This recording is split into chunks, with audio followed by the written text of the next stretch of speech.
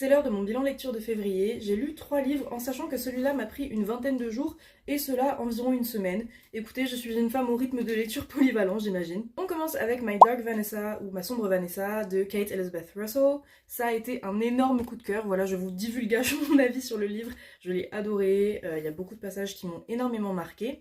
Je vais vous mettre le résumé sur l'écran, comme ça je peux juste vous parler de mon ressenti en lisant le livre. C'est très cru et ça ne joue pas dans la subtilité et c'est voulu.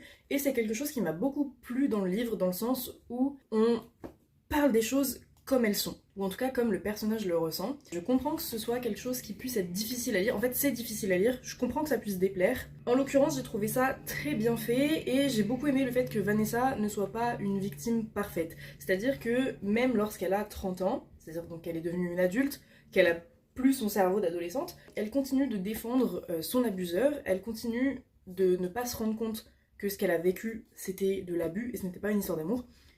Et j'ai trouvé ça très intéressant parce que je trouve que c'est un portrait de victime qu'on ne voit que très rarement. Donc voilà, j'ai beaucoup aimé ce livre, il m'a bouleversée, j'ai versé des larmes, je me suis beaucoup reconnue dans le personnage de Vanessa. J'ai ensuite lu Le Mystère Henri Pic de David Fuenkinos.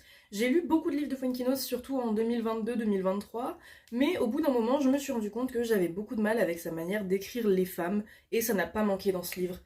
Les personnages féminins, ils n'étaient pas écrits à mon goût, alors les scènes pour adultes, encore moins. Non seulement je les ai trouvées inutiles, mais franchement à la limite du ridicule. Ça m'a coupé de ma lecture à certains moments parce que je me suis dit comment on peut penser que... Enfin bon bref, c'était pas...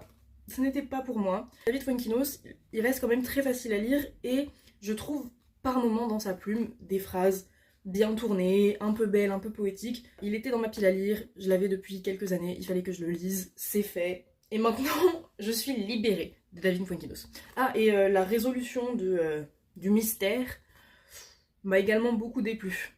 Je me suis dit, ah oui, tout ça pour ça. Et enfin, dans le cadre des cours, j'ai lu The Bridge de Naomi Wallace. J'ai pas forcément l'habitude de me tourner vers du théâtre, c'est pas une histoire de goût, c'est juste un genre vers lequel je ne tourne pas spontanément. Du coup, je suis contente d'avoir lu du théâtre, mais j'avoue que cette pièce-là, elle n'était pas si facile à lire que ça, dans le sens où les thèmes abordés sont extrêmement durs. Je trouve ça un peu étrange d'ailleurs de ne pas avoir prévenu avant le début du semestre qu'on allait aborder quelque chose comme ça, surtout dans une matière où on avait le choix de différents programmes. Enfin bon bref, ça c'est des histoires entre la fac et moi qui n'ont rien à faire sur TikTok. Je reconnais tout le potentiel analytique de la pièce. Évidemment, dans le langage, il y a des choses très intéressantes, dans les thèmes abordés, dans le fait que ce soit à la fois un portrait des États-Unis en 70 et de ce que c'est que d'être une femme, une adolescente d'ailleurs, de ce que c'est que d'être une famille middle class, voire pauvre, et être entourée de gens